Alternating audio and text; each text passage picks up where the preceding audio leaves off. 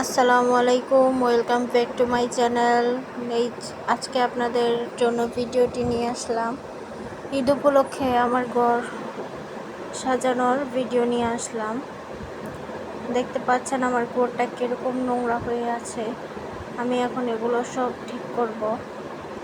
অনেক দিন যাবত অসুস্থ থাকায় ভালো করে গুছাতে পারিনি, এজন্য সব কিছু নামিয়ে গুছিয়ে ঠিকঠাক মতো নিব। আসলে ঘর হলো শান্তির জায়গা। ঘর যদি অগোছালো থাকে তাহলে মনও ভালো থাকে না। সারাদিন রান্নাঘরে কাজ শেষে ঘরের মধ্যে একটু শান্তি খোঁজার জন্য আমরা আসি। সেই ঘরটাই যদি অগোছালো থাকে তাহলে মনটাও খুব খারাপ লাগে। হয়তো শরীরের এনার্জির জন্য সবসময় ঘর গুছানো যায় না, কিন্তু ঘর যতই গুছিয়ে রাখা হয় ততই যেন শান্তি লাগে, দেখতেও সুন্দর লাগে। এই যে আমি বৃষ্টি বাদলের কারণে ঘরেই রশি টানিয়েছি বাচ্চার কাপড়গুলো শুকানোর জন্য। এখন নামিয়ে নিলাম। খাটের মধ্যে সবসময় ওয়াল ক্লথ বিছিয়ে রাখি। আমার বাচ্চার বয়স 3 বছর, সে পি করে দেয়, ওই জন্য বাচ্চা যখন ঘুমায় তখন ওয়াল ক্লথটা দিয়ে রাখি। নয়তো ঘুমের মধ্যে প্রস্রাব করে দিলে বিছনা ভিজে যায়, তখন রুমের মধ্যে খুবই দুর্গন্ধের সৃষ্টি হয়। আসলে নিজের ঘরটাকে যতটা পরিপাটি রাখা যায় ততটাই নিজের মন শান্তি লাগে। নিজের বেডরুমটা যতটাই গুছিয়ে রাখা যায় ততটাই ভালো লাগে। অগোছালো থাকলে একদম ভালো লাগে না। যে আমি এখন সব কিছু গুছিয়ে এখন কাঁথাগুলো ভাঁজ করব। এই গরমেও কাঁথা লাগে। আমার মতো যারা যারা এই গরমেও কাঁথা ব্যবহার করেন অবশ্যই একটা কমেন্ট করে জানিয়ে যাবেন। আমি কিন্তু কাঁথা ছাড়া ঘুমাতে পারি না। সেজন্য আমার প্রতিদিনই ঘুম থেকে ওঠার পর কাঁথা গুছানো লাগে আর রাতে কাঁথা নিয়ে শোয়া লাগে। সামনেই যেহেতু ঈদ, সেজন্য বলছি যে ঘরটাকে পরিপাটি করে ফেলি। সব কিছু এলোমেলো হয়ে আছে, গুছিয়ে রাখি। নিজেরই তো ঘর, আমি না গোছালে কে গোছাবে? আমার বেডরুম আমারই গোছাতে হবে। আর অগোছালো থাকলেও দেখতে ভালো দেখায় না। আমরা আসলে কাজে অলসতা করে গুছাই না, কিন্তু আসলে গুছাইলে সব কিছু পরিষ্কার পরিচ্ছন্ন করলে যথাসম্ভব 30 মিনিট লাগবে, এর বেশি নয়। আমি আজকে সব কিছুই পরিষ্কার করছি। এই যে পর্দার স্থানে ঝুলানো বাচ্চার বাবার কোটটা, এটার পলিথিনটার মধ্যে ধুলা পড়ে অনেক ময়লা হয়ে আছে, এজন্য আমি মুছে দিচ্ছি। সাথে জানালাগুলো কেমন বালি পরে নোংরা হয়ে আছে, কিছুটা মুছে দিলাম। আসলে ঘরদুয়ার যত পরিষ্কার থাকে ততটাই শান্তি লাগে। ঘরের ভিতর জীবাণু বা নোংরা থাকলে মানুষেরও রোগবালাই বাঁধে। আর বাচ্চা থাকলে তো কথাই নেই, তারা ঘন ঘন অসুস্থ হয়। ঘরদুয়ার যত পরিপাটি পরিচ্ছন্ন রাখতে পারবেন ততই বাচ্চাদের রোগবালাই কম হবে। নিজেরাও সুস্থ থাকবেন, বাচ্চারাও সুস্থ থাকবে। বাচ্চারা ছোটাছুটি করে সব কিছু এলোমেলো করে, আমারও গোছাতে বেশ ভালোই লাগে। তবে সব কিছু পরিষ্কার পরিচ্ছন্ন রাখলে বাচ্চাদের জন্য ভালো, সাথে আমাদের জন্য ভালো। ঈদ উপলক্ষে ভাবলাম ঘরটাকে একটু পরিষ্কার করে নেই। পাশের এই যে দেয়ালগুলোতে মাকড়ের আঁশ বেঁধেছে, এগুলো পরিষ্কার করতে হবে। এগুলো পরিষ্কার পরিচ্ছন্ন না করলে কিছুদিন পর দেখা যাবে পোকামাকড় বাসা বাঁধবে।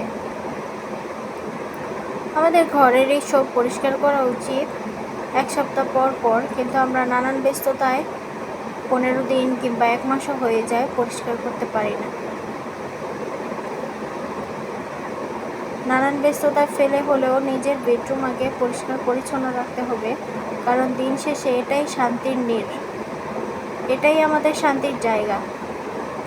আমাদের দিন শেষে এখানেই আসতে হবে, এখানেই আমাদের আরাম খুঁজে নিতে হবে। বিছানা, রুমের প্রতিটা জিনিস যতটা পরিষ্কার পরিচ্ছন্ন থাকবে দেখতে ততটাই ভালো লাগে এবং শান্তিও পাওয়া যায়।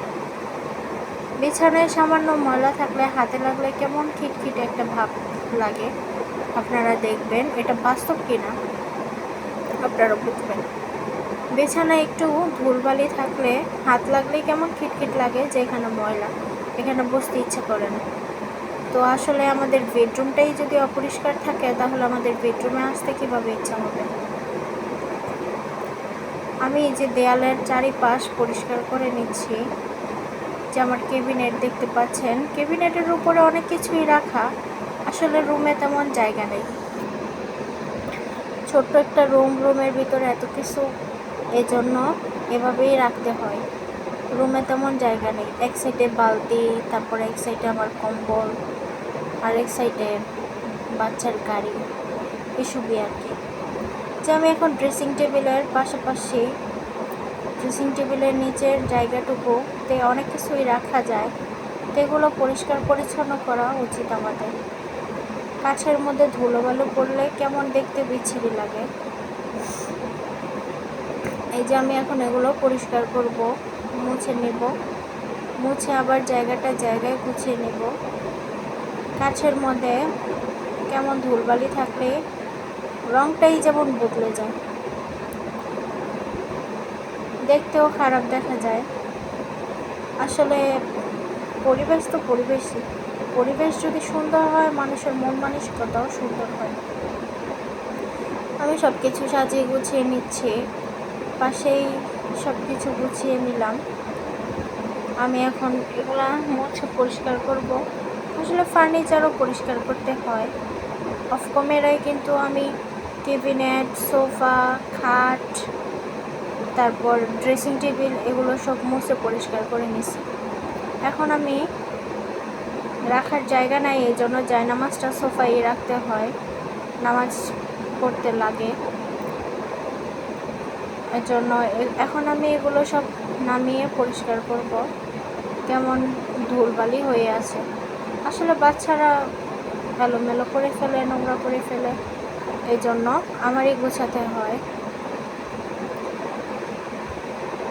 আজকে তো আমি কোনো রান্নাবান্না করব না। আমাদের জয়েন্ট ফ্যামিলি, আমার শ্বশুর আছে, শাশুড়ি আছে, বড় যা আছে, শ্বশুর আছে, তো সবাই আছে, তাদের বাচ্চারাও আছে। আজ রান্না কিন্তু আমার শাশুড়ি আর আমার বড় যা মিলে সামলেছে। তো সেক্ষেত্রে আমি আমার রুমটা গোছানোর সুযোগ পেলাম।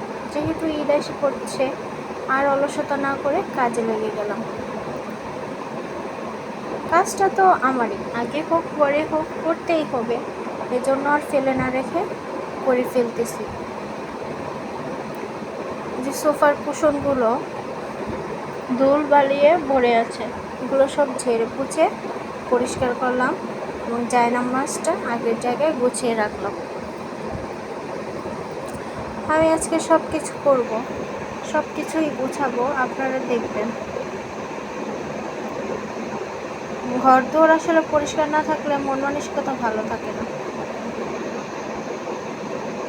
আমাদের নিজের বাসা পরিষ্কার থাকলে মনও শান্তি লাগে। যে অনেকগুলো কাপড় চোপড় শুরুতে ভিডিওতে দেখেছিলেন সোফায় পড়ে আছে, এগুলো সব নামিয়ে গুছাচ্ছি।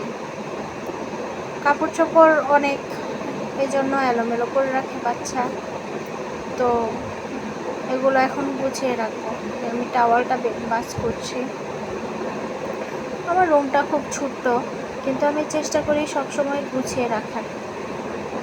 রুম যতই ছোট হোক না কেন, গুছিয়ে রাখলে, কাপড় চোপড় জায়গায় রাখলে, পরিষ্কার পরিচ্ছন্ন রাখলে দেখতেও সুন্দর লাগে।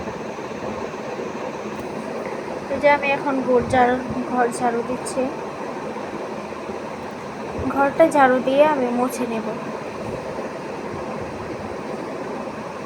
আসলে বাচ্চা আছে তো, এজন্য প্রায় দিনে 2-3 বার ঘর ঝাড়ু না দিলে ঘর ময়লা করে ফেলে।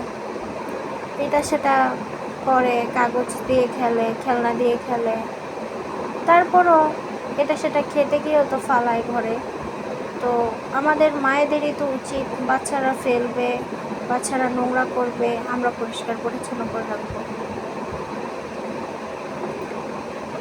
আমরা যদি পরিষ্কার পরিচ্ছন্ন করে না রাখি, আমাদেরও রোগবালাই হবে, সাথে বাচ্চাদেরও রোগবালাই হওয়ার সম্ভাবনা রয়েছে।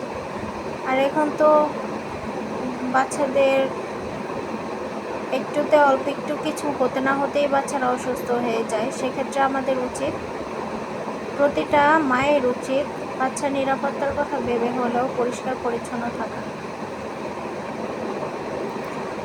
অলসতা করলে কাজ আগায় না কখনোই। আর সকালে উঠে কাজ করলে কাজ তাড়াতাড়ি আগায়, কিন্তু আমি সকালে উঠতে পারি না, এই জন্য আমার কাজ করতে করতে 12টা বেজে গেছে।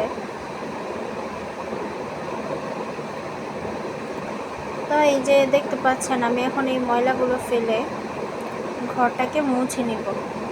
ঘরটা মুছলে যে কি চকচক করে, দেখলেই শান্তি লাগে। আমি ঘরটা মুছে নিলে পরিষ্কার পরিচ্ছন্ন হয়ে যাবে সারা ঘর। আসলে আমার ভিডিওটি যদি ভালো লেগে থাকে তাহলে একটা লাইক, কমেন্ট, সাবস্ক্রাইব করে পাশে থাকবেন।